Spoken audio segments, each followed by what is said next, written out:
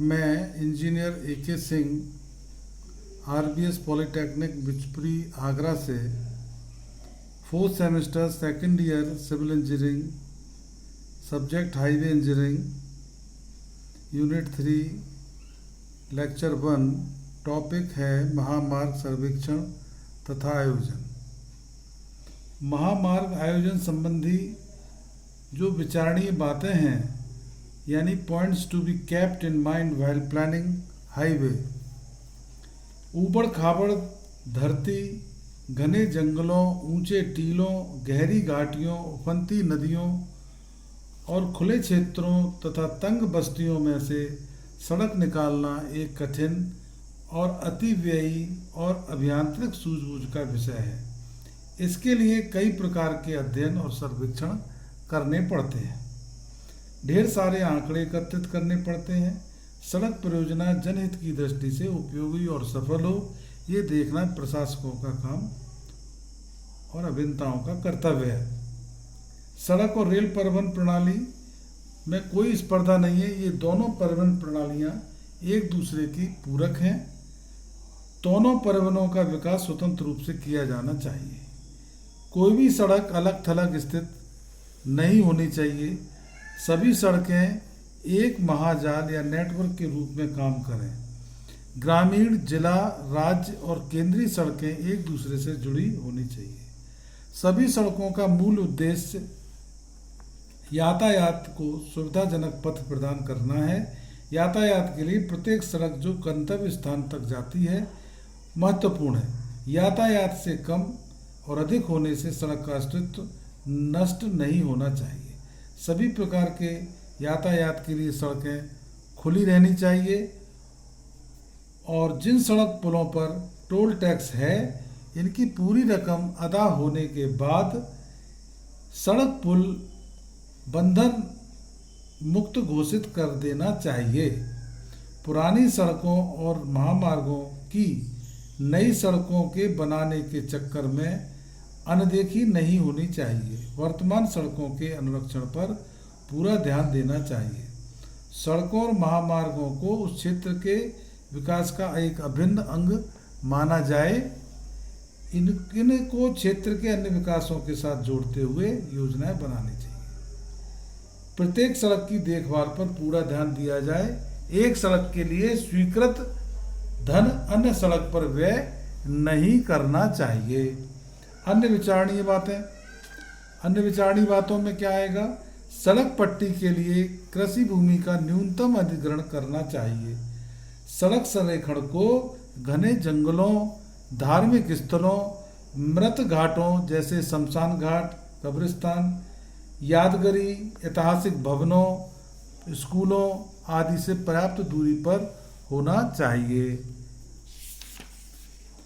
सड़कों को रेल पथों, उच्च हाई वोल्टेज लाइनों, नदियों, नहरों आदि को थोड़ी थोड़ी दूरी पर बार बार पार नहीं करना चाहिए। इन बाधाओं को लांघने के लिए बनाने वाले पुल से सड़क की निर्माण लागत बढ़ जाती है। एक्सप्रेस हाईवे, महामार्ग जहां तक संभव हो घनी बस्तियों के भीतर से नहीं निकलना चाहिए। नगर के भीतरी भागों में जाने के लिए इन्हें बाईपास से जोड़ें। दलदली भूमि, बाढ़ग्रस्त क्षेत्रों में सड़क संरेखण को दूर रखें। नदी नालों, अन्य सड़कों, रेल पथों को जहाँ तक संभव हो महामार्ग के समकोणक पार कराएं। महामार्गों पर मृदा कार्य, कटाव या भराव और मोड़ न्यूनतम रखने चाहिए।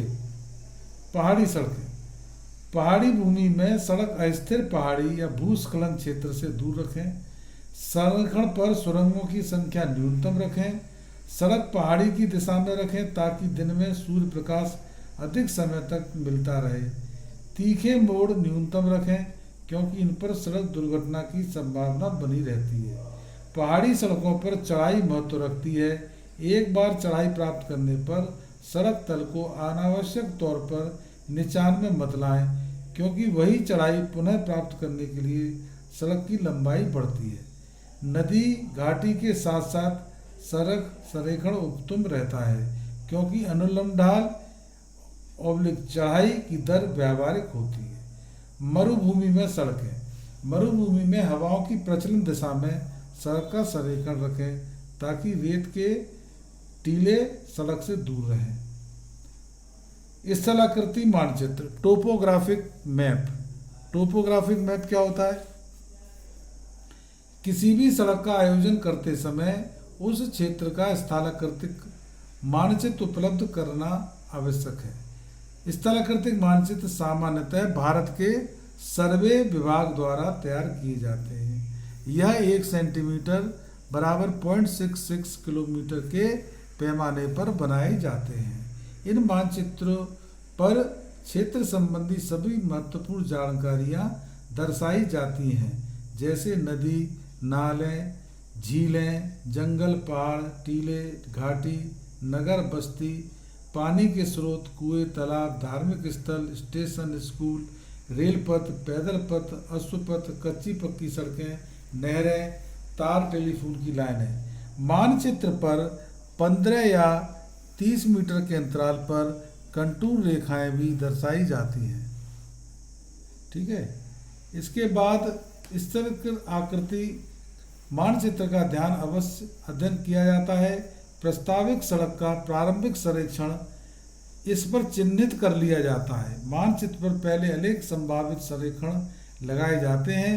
बाद में मौके पर जाकर प्रत्येक की जांच करने पर जो सबसे उत्तम संरेखण जान पड़े उसे अपनाया जाता है। सिर्फ फिर आता है संरेखण के लिए मूल विचारणीय बातें। पहला है अपरिहार्य बिंदु। सड़क क्षेत्र में प्राय अनेक ऐसे स्थान होते हैं जिनसे सड़क को जोड़ना जरूरी होता है।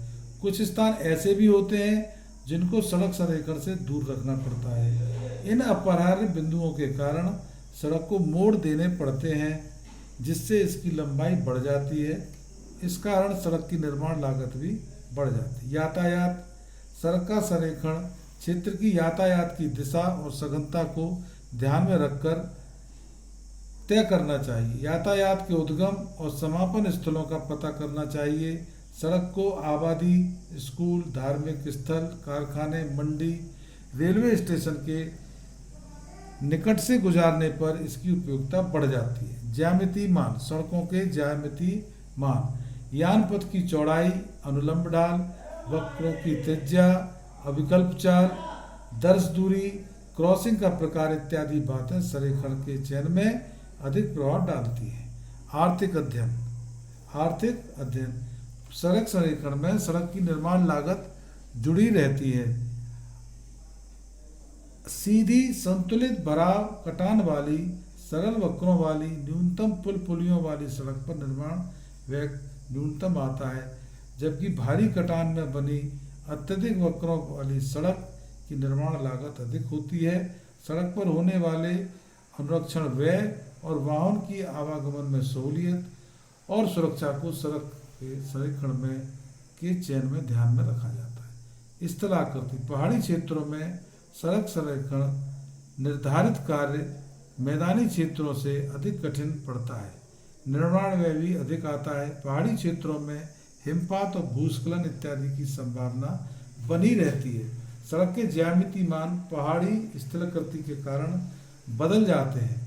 पहाड़ी सड़कों पर वर्षा जल के निकास पर ध्यान देना पड़ता है। ऐसी सड़क जो हिमपात, भूस्खलन आदि के कारण वर्षा में अधिक समय तक बंद पड़ी रहे, उत्तम सड़क नहीं कही जा सकती। इसके बाद आता है महामार्ग आयोजन, यानी कि हाईवे प्लानिंग। हाईवे प्लानिंग क्या है? इसमें कई मुद्दों पर विचार किया जाता है। पहला है आर्थिक अध्ययन। आर्थिक अध्ययन में क्या है? प्रस्तावित सड़क निर्माण से उस क्षेत्र की कितनी जनसंख्या को लाभ पहुंचेगा और कितना माल सामान ढोया जा सकेगा, इस विषय पर गहराई से विचार किया जाता है। इसके साथ ही क्षेत्र में परिवहन की वर्तमान सुविधाओं का भी पता लगाया जाता है। इस अध्ययन से परियोजना की सार्थकता पर प्रभाव पड़ता है। अध्ययन के अंतर्गत निम्न आंकड़े एकत्रित किए जाते हैं। पहला है प्रस्तावित मार्ग से लाभान्वित होने वाले गांव, नगर, उनके नाम, क्षेत्रफल, जनसंख्या इत्यादि का विवरण। गांव और नगर के भविष्य में विकास की प्रवृत्ति, क्षेत्र में उद्योग धंधे, खेती बाड़ी उत्पाद, अन्य माल के आवागमन के प्रकार, भार इत्यादि का वितरण, भविष्य में बढ़ोतरी की स्थिति। वित्तीय अध्ययन क्या है? वित्तीय अध्ययन में किसी भी इंजीनियरिंग परियोजना को पूर्ण करने के लिए धन की आवश्यकता पड़ती है। यह सबसे महत्वपूर्ण विषय है। सड़क निर्माण कार्य के लिए वित्तीय संसाधनों के अंतर्गत मार्ग कर, यात्री कर, पेट्रोल कर, ऋण, सरकारी अनुदान, जनता सहयोग इत्यादि सभी पहलुओं पर विचार किया जाता है। यदि परियोजना के लिए सामान्य स्रोतों के अतिरिक्त अन्य स्रोतों से ऋण लेना आवश्यक है तो इसकी उपलब्धि, अदायगी, किस्तें इत्यादि पर निर्णय लिया जाता है। ऐसे वित्तीय एजेंसी जो इस प्रोजेक्ट में वित्तीय सहायता सहयोग दे सके की सूची तैयार की जाती है। जब सरकार परियोजना का पूर्ण वित्तीय भार किसी कारण न उठा पाए तो बीओटी प्रणाली अपनाई जाती है। इसको अगले चैप्टर में देखेंगे। यातायात सर्वेक्षण।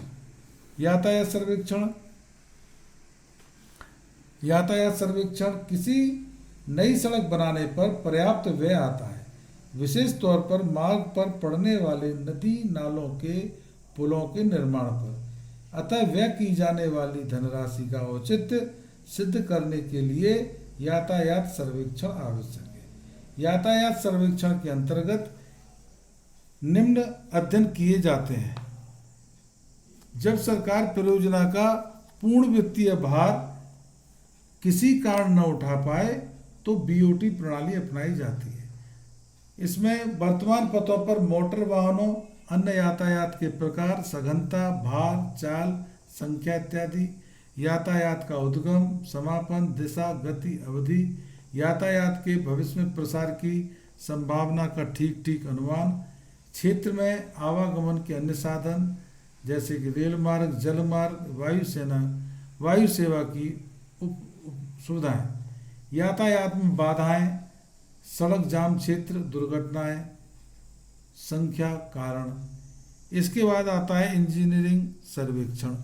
इंजीनियरिंग सर्वेक्षण में निम्न अध्ययन किए जाते हैं। इस क्षेत्र की स्थलाकृति, मृदा के प्रकार, सामर्थ्य और दशा, नदी नालों में जल निस्सरण अवधि, बरसाती / 12मासी प्रवाह, बाढ़, जल निकासी, वर्तमान सड़कों की स्थिति तथा बनावट, वर्तमान जल निकासी की व्यवस्था, नाले, पुल, क्षेत्र में यातायात के अन्य साधनों, रेल मार्ग, जल मार्ग का संरेखण, क्रॉसिंग की संख्या आदि।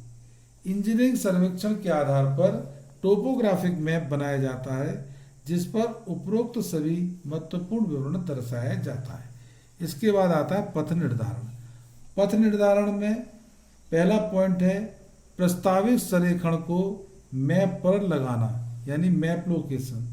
फिर है आवीक्षण या टोह सर्वेक्षण। तीसरा है प्रारंभिक अवस्थापन सर्वेक्षण।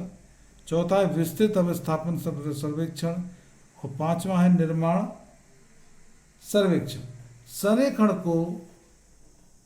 संरेखण को नक्शे पर लगाना भारतीय सर्वेक्षण विभाग से उस क्षेत्र के स्थलाकृतिक मानचित्र, कंटूर प्लान, आकाशीय नक्शे इत्यादि जो भी उपलब्ध हों प्राप्त कर उस पर वांछित स्थानों और नगरों को मिलाने के लिए एक रफ सर्वेक्षण लगाया जाता है। यह कार्य दफ्तर में बैठकर किया जाता है। भूमि की सतह, टीले, नदी नालों की स्थिति, सड़क ढाल को दृष्टि में रखते हुए एक से अधिक संरेखण ढूंढे जाते हैं, उनको नक्शे पर चिन्हित किया जाता है। संरेखण को अनुलंब ढाल निर्धारित नियंत्रित ढाल यानी रूलिंग ग्रेडियंट से अधिक नहीं होनी चाहिए। प्रकार को कंटूर अंतराल और नियंत्रण ढाल की लंबाई के बराबर नक्शे के पैमाने के अनुसार खोलकर एक कंटूर से अगले कंटूर पर बिंदु प्राप्त किए जाते हैं। इन बिंदुओं को क्रमण से मिलाते हुए आगे बढ़ते जाते हैं। 3 भिन्न भिन्न प्रस्तावित सड़क संरेखण होते हैं जो वांछित ए और ई पर मिलते हैं। मोटे तौर पर देखने पर पता लगेगा कि कौन सा संरेखण अन्य संरेखणों से बेहतर है और उसमें ये देखते हैं कि मार्ग की लंबाई न्यूनतम हो, मोड़ कम हो, ढाल अनुज्ञेय मान के भीतर हो और पुलों की संख्या भी कम हो। आवीक्षण सर्वेक्षण।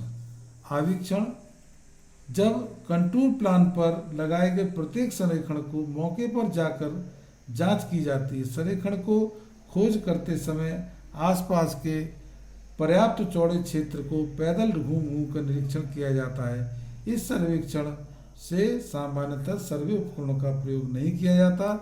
सर्वेक्षण के दौरान संरेखण पर पड़ने वाले नदी नालों, टीलों, ढालों, जंगलों, मृदा, पानी के स्रोतों, निर्माण सामग्री की खदानों को ध्यान से नोट किया जाता है। इस सर्वेक्षण के आधार पर जो संरेखण अपनाना संभव नहीं है उसे छोड़ दिया जाता है। प्रारंभिक अवस्थापन सर्वेक्षण। अब व्यवहारिक दिखने वाले प्रत्येक संरेखण को प्रारंभिक सर्वेक्षण किया जाता है। इस सर्वेक्षण के लिए आवश्यक सर्वे उपकरणों का इस्तेमाल किया जाता है। नदी नालों का पाट, अधिकतम मिश्रण, बाधाओं की ऊंचाई इत्यादि का पता लगाया जाता है।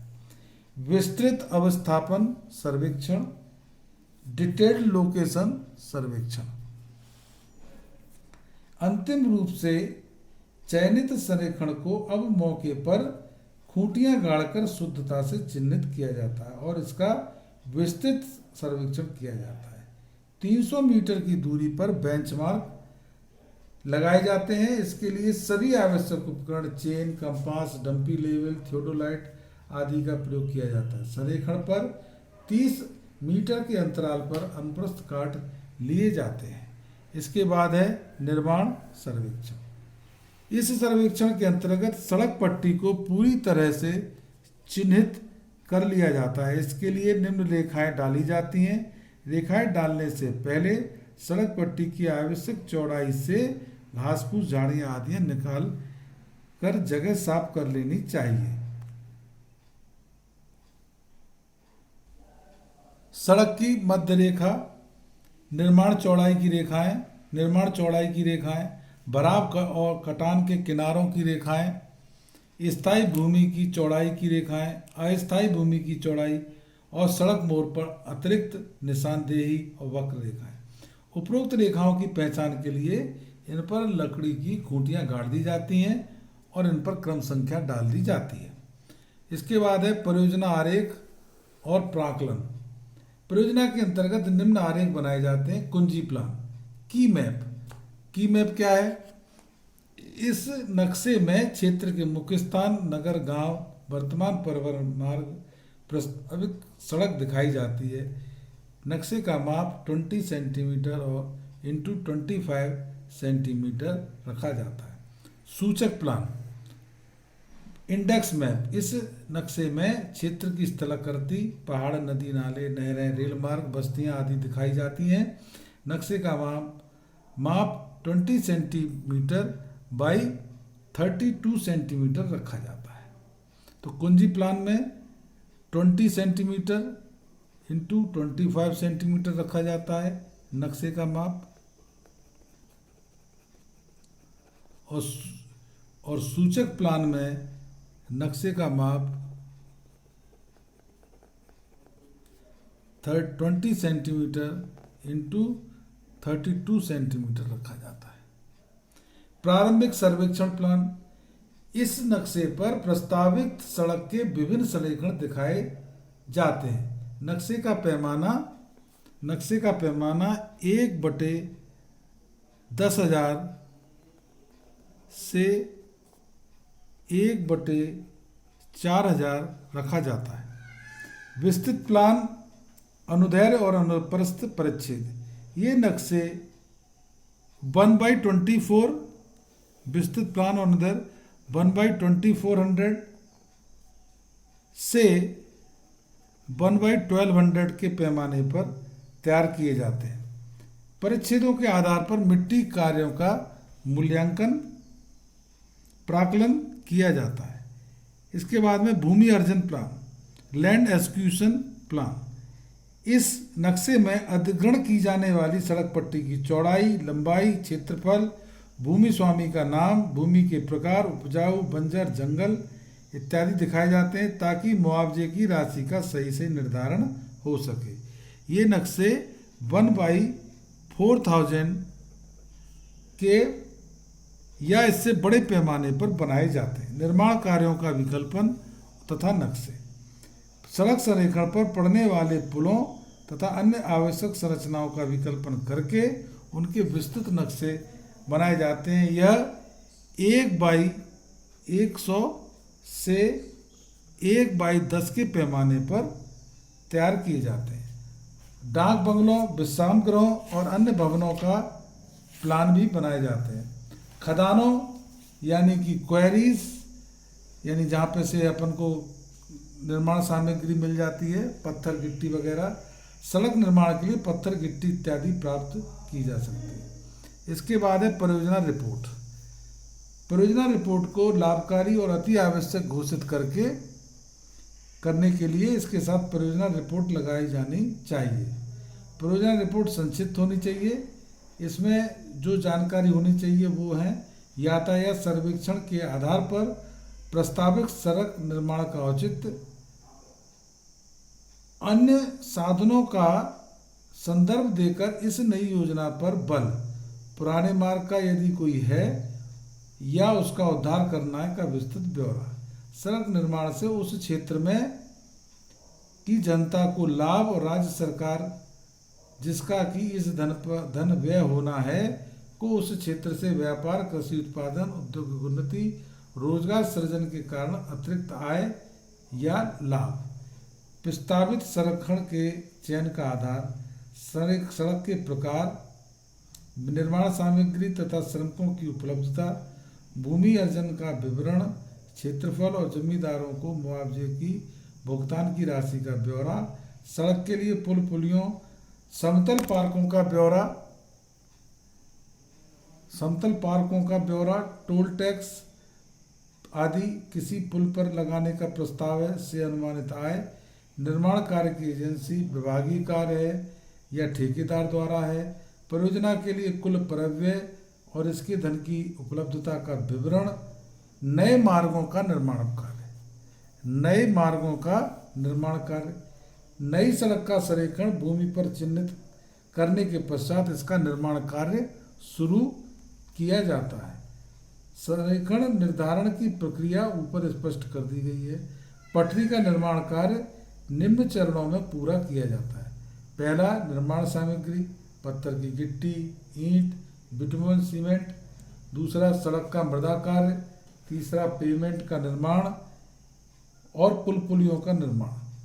स्वीकृत प्राक्कलन के अनुसार सड़क निर्माण के लिए आवश्यक पत्थर की गिट्टी सड़क संरेखण के साथ साथ निर्माण पट्टी की चौड़ाई छोड़कर चट्टों की शक्ल में भंडारित कर ली जाती है।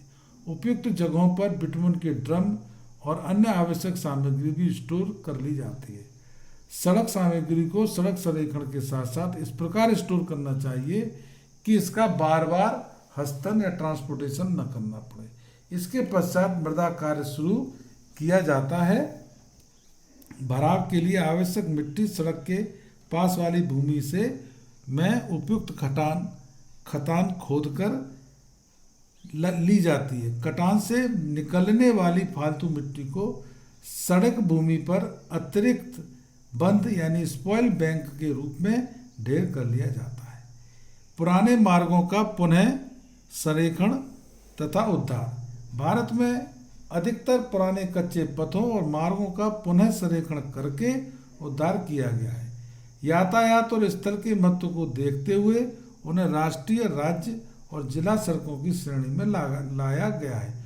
पुरानी सड़कों का उद्धार करते समय मोटे तौर पर यातायात सघनता और उपलब्ध वित्त पर विचार किया जाता है। सड़क की चौड़ाई बढ़ाने तथा अनुलंब ढाल का सुधार करने से पहले बाढ़ग्रस्त सड़क लंबाई को ऊंचा उठाना आवश्यक है। सड़क का निर्माण स्तर क्षेत्र के उच्चतम बाढ़ तल से हाई फ्लड लेवल से 60 सेंटीमीटर ऊंचा होना चाहिए, अवश्य ऊंचा रखना चाहिए। महामार्ग पर बने किसी पुराने पुल की अप्रोच यदि तीखे वक्रों में है और इस कारण पुल पर दुर्घटनाएं होती हैं तो पुराने पुल को निरस्त करके समीप में नया पुल जो सीधी पहुंच रखता हो बनाना चाहिए। यदि संभव न हो तो पहुंच का सुधार करना चाहिए। इधर उधर के कुछ तीखे सड़क वक्रों का आगे पीछे सुधार करने के स्थान पर संपूर्ण सड़क संरेखण के सुधार का कार्य हाथ में लेना चाहिए। संक्रमण वक्रों के सुधार में आर्थिक दिक्कत नहीं होती जब सड़कों पर वाहनों की गति पहले से अधिक है, तो अतः सड़कों पर दिए गए पुराने वक्र अब अलाभकारी हो जा रहे हों, यातायात को जाम को बढ़ावा देते हैं। सड़क की चौड़ाई बढ़ाने पर दर्श दूरी में कई बार स्वयं भी सुधार हो जाता है। इस बात को ध्यान में रखना चाहिए। ऊर्ध्वाधर वक्रों को ठीक प्रकार से स्थापित करना चाहिए। सड़क के गड्ढों और निचान को भरने पर अधिक व्यय नहीं आता। पुनः संरेखण कार्य के दौरान सड़क यातायात को बंद नहीं करना चाहिए। सड़क की आधी पट्टी यातायात के लिए खुली रखी जाती है और शेष आधी पर कार्य बढ़ाया जाता है। जब कोई रेलवे क्रॉसिंग गाड़ियों की शंटिंग सीमा के अंतर्गत आता है तो महामार्ग पर ऊपरी या अधोमार्ग पुल का निर्माण उचित रहता है। इससे क्रॉसिंग पर दुर्घटना की संभावना समाप्त हो जाती है। पुनः संरेखण परियोजना की ड्राइंग। पुनः संरेखण परियोजना की drawing. Drawings for realignment project. पुनः संरेखण ड्राइंग पर वर्तमान तथा नए संरेखण को अलग अलग स्याही द्वारा स्पष्ट चिन्हित करना चाहिए। ड्राइंग पर संरेखण संबंधी सभी तत्व दर्शाने चाहिए। सड़क को सीधी लंबाई पर 250 मीटर के अंतराल पर और वक्रों के प्रारंभ, मध्य और अंत बिंदु पर परिच्छेद बनाने चाहिए। जहाँ पर पुनः संरेखण मूल संरेखण से बिल्कुल अलग हो जाता है, वहाँ प्रत्येक 50 मीटर की पर अनुप्रस्थ परिच्छेद बनाने चाहिए। संरेखण के मूल संरेखण को पीले अथवा काले रंग में और पुनः संरेखण को लाल रंग से दर्शाया जाता है। धन्यवाद।